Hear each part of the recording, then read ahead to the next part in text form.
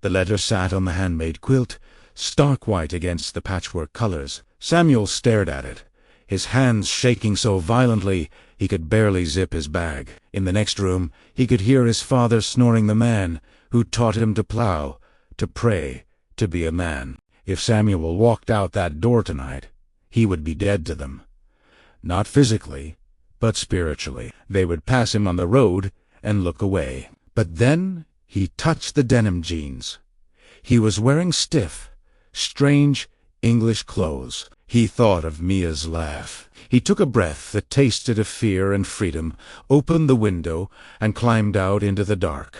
The late September sun hung low over Lancaster County, turning the Susquehanna River into a ribbon of liquid gold. On the Miller farm, the rhythm of life had not changed in 200 years. The clip-clop of horses, the creak of the windmill, the heavy silence of a house without electricity. Samuel Miller, 23 years old, sat by the creek at the edge of his father's property. He should have been mending the fence in the lower pasture.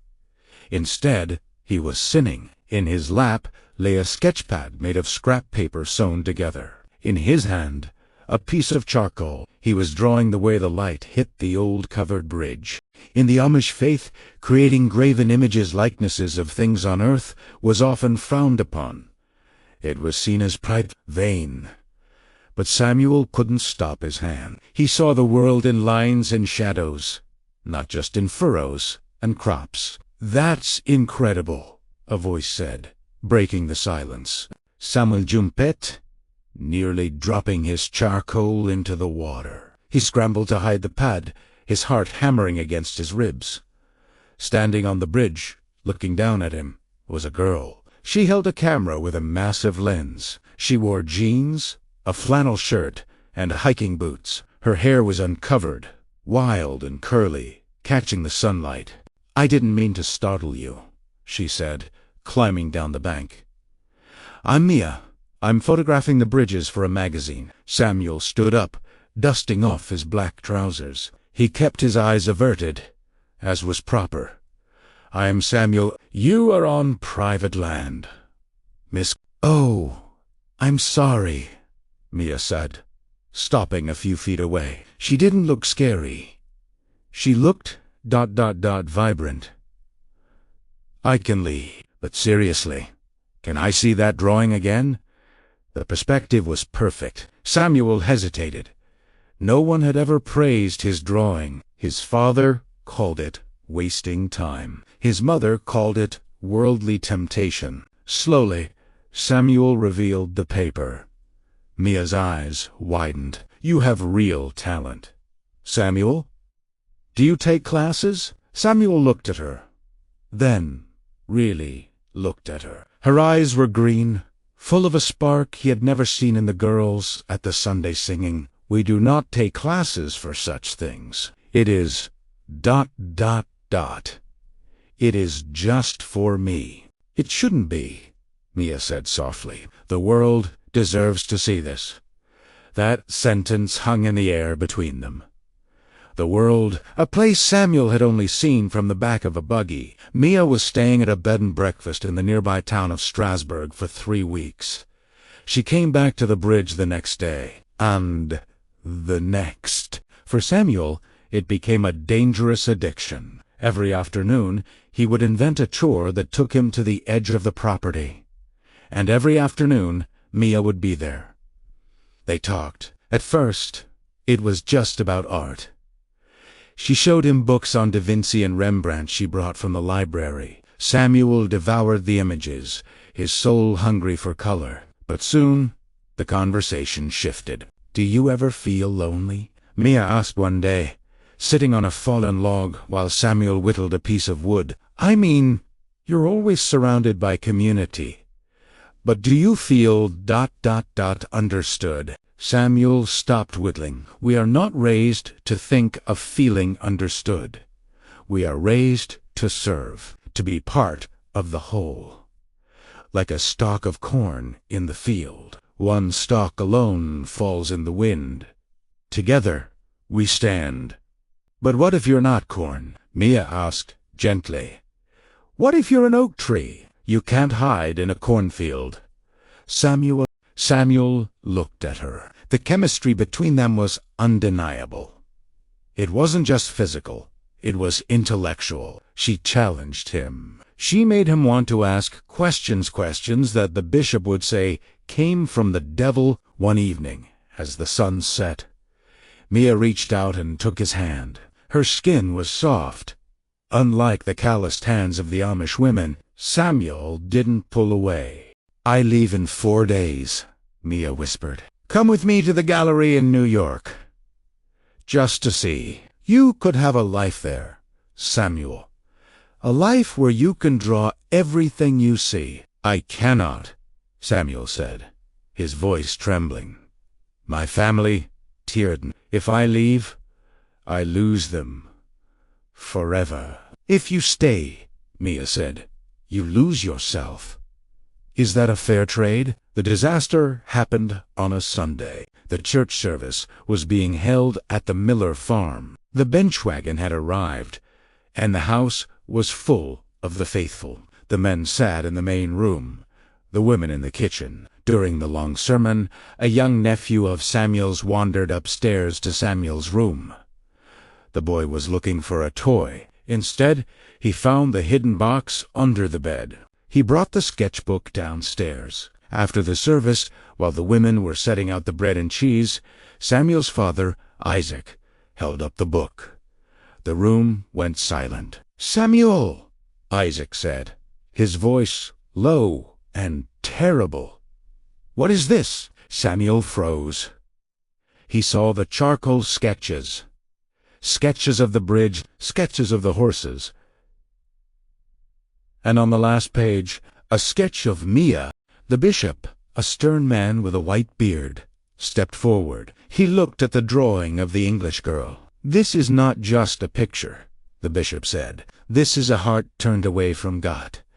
You are courting the world, Samuel. You are courting an outsider." "It is just drawing," Samuel pleaded, his face burning. "It is how I see God's creation." "It is pride," Isaac shouted, slamming the book onto the table.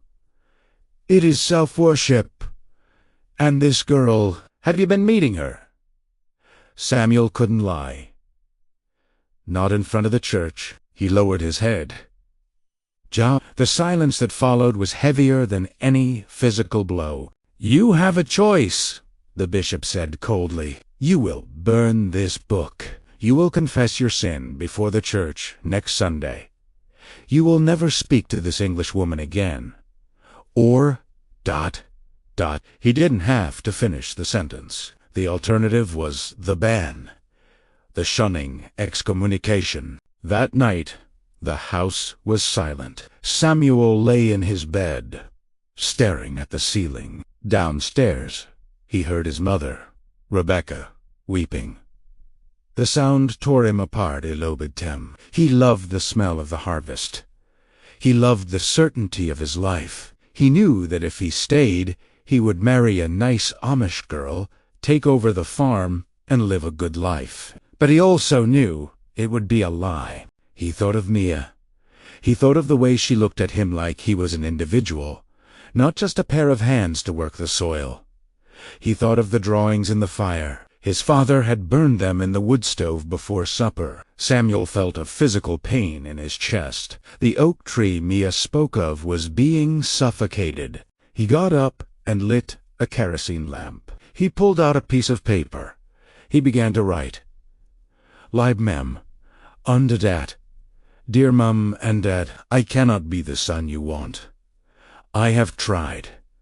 I have prayed, but my heart is not here. God made me with questions you cannot answer, and eyes that see things you call sin. I love you. I will always love you. But I cannot stay and die inside. Please forgive me. Your son, Samuel." He packed a small duffel bag. He had no money.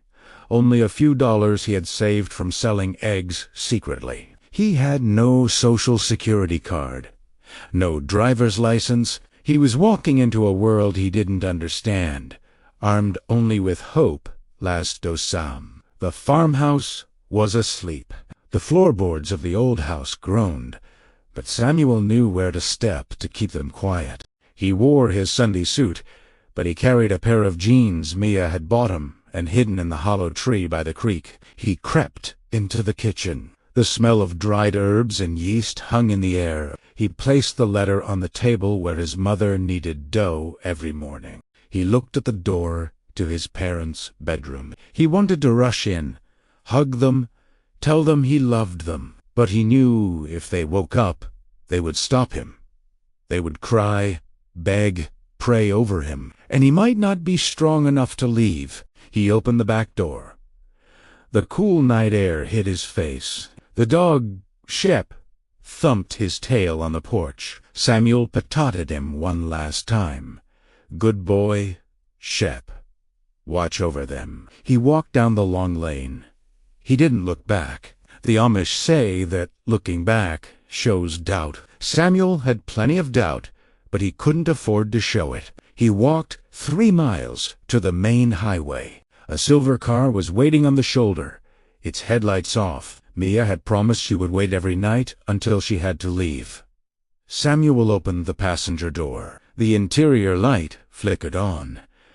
Mia looked at him, her eyes tired but hopeful. She saw his Amish clothes, his small bag, and the tear tracks cutting through the dust on his face. "You came," she whispered. "I came," Samuel said. His voice sounded strange in the car. "Are you sure?" she asked. "Once we drive away. ... double." "Quotes drive," Samuel said, closing his eyes. "Please, before I can't breathe." Mia put the car in gear. As they pulled onto the asphalt, leaving the gravel behind, Samuel changed out of his suspenders and into the jeans. They felt stiff and tight. He took off his straw hat and held it for a moment. Then he rolled down the window and let the hat drop onto the side of the road.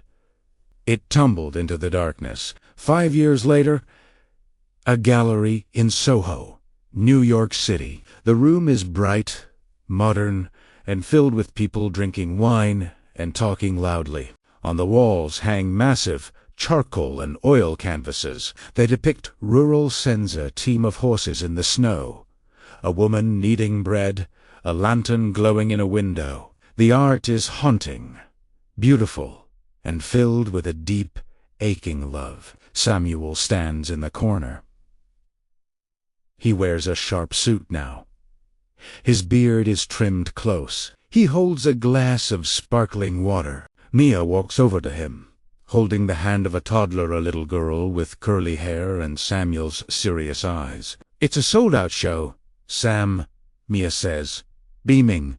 Everyone loves them. Samuel smiles, but his eyes drift to a painting in the center. It is a portrait of an older couple, an Amish man and woman, sitting on a porch at twilight. Their faces are turned away, looking into the shadows. "Are you happy?" Mia asks, squeezing his arm. She knows the answer is complicated. Samuel looks at her, then at their daughter. "I am free," he says, "and I am loved. That is enough." "Do you think they know?" Mia asks, looking at the painting of his parents. "I send a letter every month," Samuel says softly. "It always comes back unopened, marked return to sender. But ... He touches the canvas. "But I paint them. I keep them alive in my world. They cannot shun my memory." He picks up his daughter, who giggles and touches his face. "Come," Samuel says. "Let's go home. The city is too loud tonight." They walk out of the gallery, leaving the images of the quiet life behind on the wall, immortalized in charcoal, loved from a distance, but never forgotten.